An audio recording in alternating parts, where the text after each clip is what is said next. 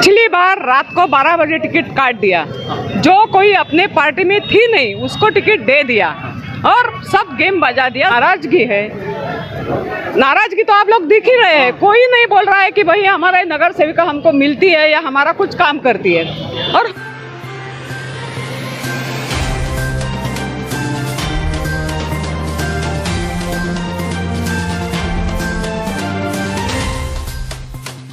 नमस्कार, मैं पूजा पांडे।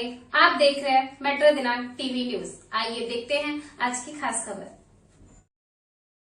पूर्व नगर सेविका सुचित्रा नाइक ने वार्ड क्रमांक 37 में भाजपा से बागी होकर किया नामांकन। मुंबई बीएमसी चुनाव के लिए वार्ड क्रमांक 37 से निर्दलीय उम्मीदवार के रूप में पूर्व नगर सेविका और पूर्व प्रभाग समिति की अध्यक्षा सुचित्रा नाइक ने अपना नामांकन दाखिल किया। नामांकन पत्र दाखिल करने के लिए उन्होंने कुरार पुलिस स्टेशन के पीछे स्थित निर्वाचन कार्यालय तक पदयात्रा निकाली। इस पदयात्रा में भारी संख्या में कार्यकर्ताओं और स्थानीय लोगों ने बाजे गाजे के साथ हिस्सा लिया। बता दें कि सुचित्रा नाइक दिंडोशी की पहली महिला नगर सेविका रह चुकी है और प्रभाग समिति की अध्यक्ष का भी कार्यकाल संभाल चुकी है। पिछले 2 बार से भाजपा से उन्हें टिकट मिलने की संभावना थी, लेकिन मनसे से भाजपा में आई हुई पूर्व नगर सेविका प्रतिभा हेमंत शिंदे को वापस टिकट दिया गया। पार्टी से नाराजगी में सुचित्रा नाइक ने बागी उम्मीदवार के रूप में चुनावी मैदान में कदम रखा। उनका कहना है कि पार्टी ने क्षेत्र में उनकी उपेक्षा की और इन्हीं प्रतिभा शिंदे के कारण संगठन में मनमुटाव और गुटबाजी पैदा हुई, जिसके चलते उन्होंने भाजपा से बगावत करते हुए निर्दलीय नामांकन भरा। इस मौके पर उनके समर्थकों ने शक्ति प्रदर्शन करते हुए स्पष्ट किया कि सुचित्रा नाइक का जनाधार मजबूत है और उन्होंने जनता के बीच अपनी पहचान और काम की वजह से लोगों का विश्वास हासिल किया हुआ है। बता दें कि वार्ड क्रमांक 37 में इस समय सबसे ज्यादा एंटी इनकम्बेंसी का माहौल बना हुआ है। यहाँ पर कई पार्टियों के नेताओं ने भाजपा की नगर सेविका के खिलाफ अपनी कमर कसकर चुनावी मैदान में उतर चुके हैं। अब आइए देखते हैं मेट्रो दिनांक टीवी न्यूज पर इस नामांकन के दौरान उपस्थित लोगों ने क्या कुछ कहा। इस रिपोर्ट आना था तो मुंबई महानगर पालिका में जो पूर्व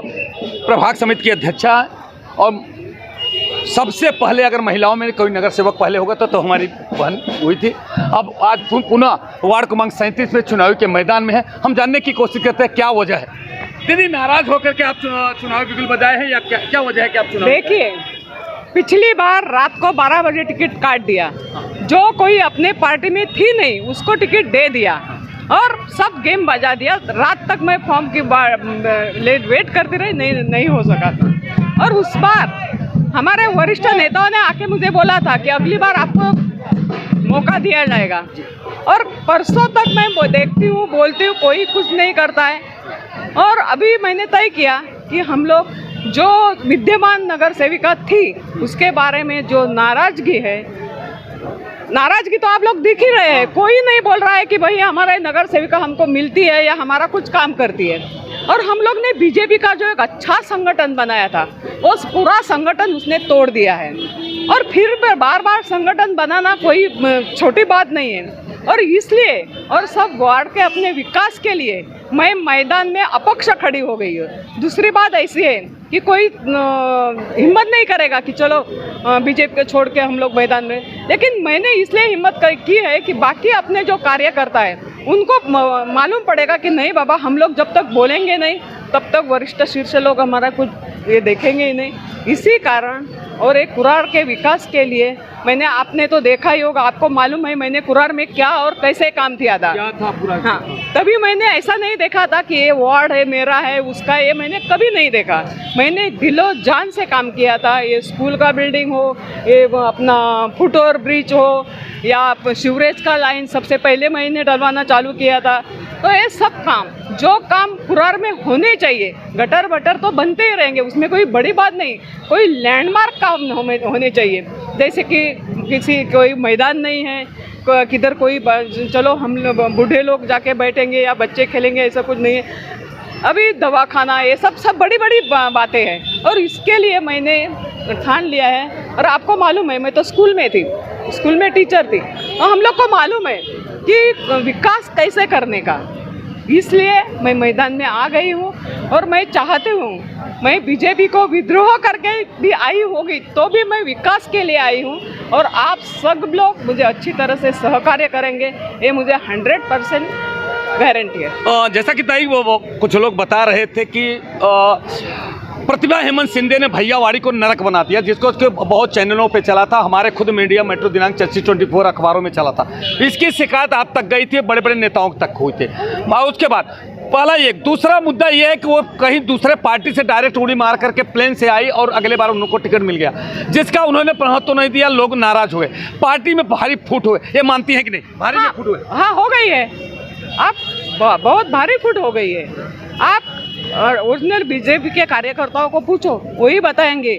जो उसके साथ उसका जो संगठन लेके आई थी उसी के साथ हो रही। उसने बीजेपी को संगठन में साथ में लिया ही नहीं, तो हमारा संगठन टूट गया ना।